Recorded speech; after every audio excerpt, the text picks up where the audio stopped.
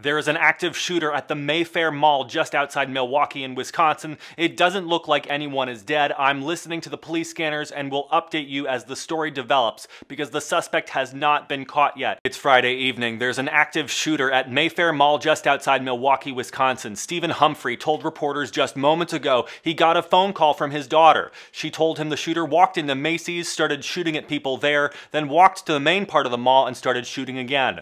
The daughter is sheltered in place and police are protecting her. Some people are being allowed to leave the mall, some people are not allowed to leave the mall. It just depends on how close you are to where they think the shooter is. Early reports are almost always wrong, so things may change as we learn more. Hit the plus button to follow me because I'll be following until they catch the guy. It's Friday night. The gunfire has stopped at Mayfair Mall outside Milwaukee, Wisconsin. 7 injured adults and 1 injured teenager were transported to the hospital by Wauwatosa Fire Department. The extent of their injuries is unknown at this time.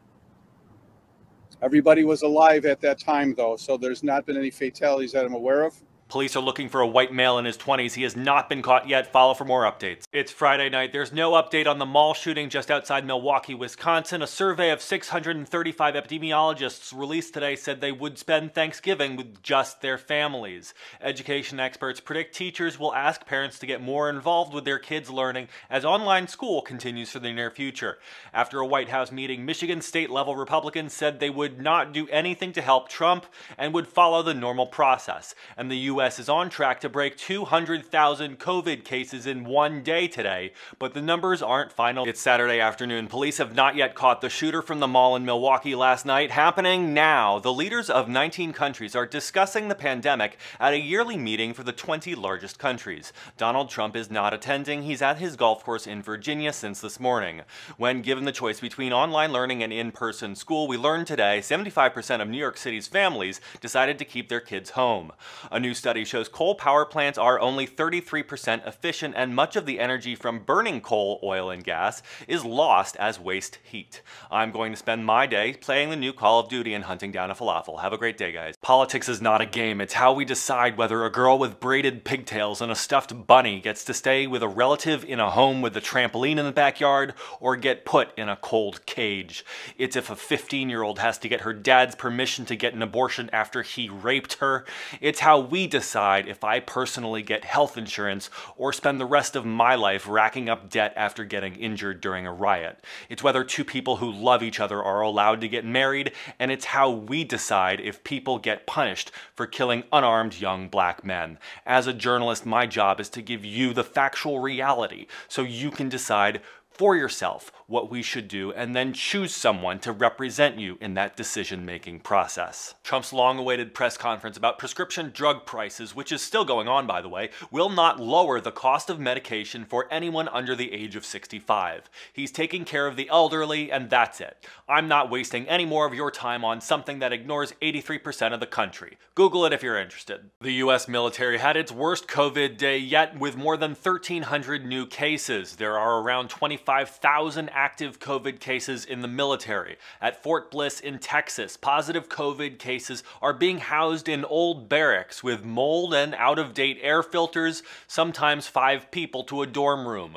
1 in 4 sailors from the Navy destroyer USS Michael Murphy have tested positive for COVID, and Army Reservist Sergeant First Class Calvin Ogletree is the 10th member of the military to die from COVID. He served in Germany, Bosnia, and deployed to Iraq in 2003. It's Friday afternoon. The CDC published a report within the past hour showing new COVID cases in Kansas dropping 6% in a month in counties that had a mask requirement. But in counties without a mask requirement, COVID cases rose by 100%. This is consistent with other states who have required masks. Starting the day before Thanksgiving, it will be mandatory to wear a mask in Kansas. Ohio State, Clemson University, University of Florida, and Penn State have the worst campus outbreaks. There have been more than 321,000 COVID cases at university this year. At the University of Washington, an outbreak at 20 fraternities and sororities led to more than 300 COVID cases. At the University of Michigan, the Mary Markley dorm had 17 positive cases on multiple floors, and Notre Dame and Wake Forest are playing telephone tag with football games. After Notre Dame canceled one game earlier this month because of an an infection on their team. Tomorrow's game is canceled because of an infection on Wake Forest's team. It's Thursday night. Donald Trump won a lawsuit. Moments ago, a judge in Pennsylvania ruled that 2,000 votes where the voter didn't write down the date do not count. Biden remains ahead in Pennsylvania by more than 81,000 votes.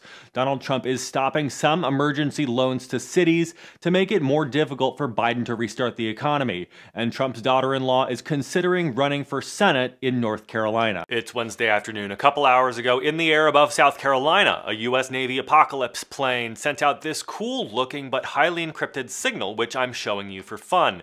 It's part of a regularly scheduled training exercise. There's no reason to be worried. The plane is called an E-6B and goes into the air when there's a risk of nuclear war to take messages from the president and send them to submarines or missile silos. The plane uses an antenna that trails behind it for 5 miles and has a little baby parachute on the end of it to keep the antenna straight.